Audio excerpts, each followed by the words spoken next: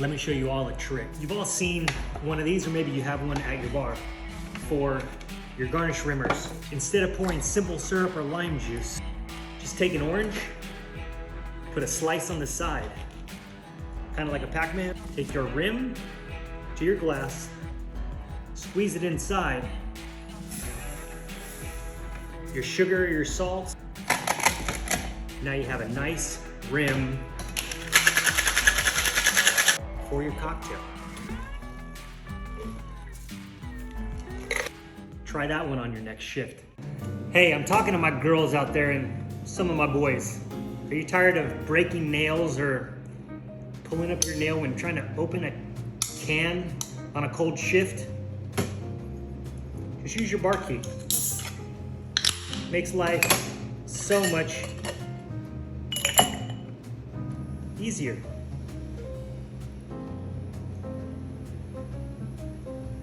Let me know how this works for you in the comments. When my friends make me drinks, I see a lot of different techniques used. Some of them will use a jigger on everything to make sure that it's perfectly poured. Others will free pour, and some friends will even just use the squeeze bottle and try to accurately pour that way. What do you think is the most accurate way? Let me know what you use down in the comments.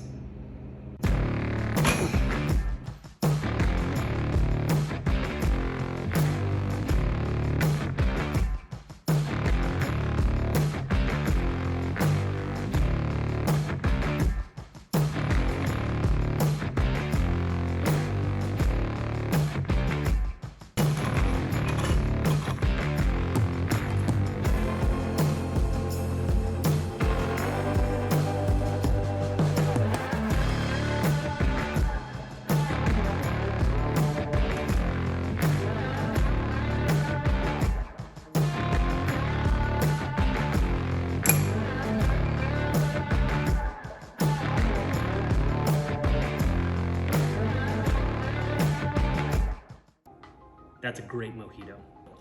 You don't need to pulverize the mint. Instead, do this. Take some mint, give it one tap like this, or just put it in your glass and press it 3 times. You don't want to break up the mint because that makes it bitter. Now take your jigger, add your simple syrup first, 1 ounce.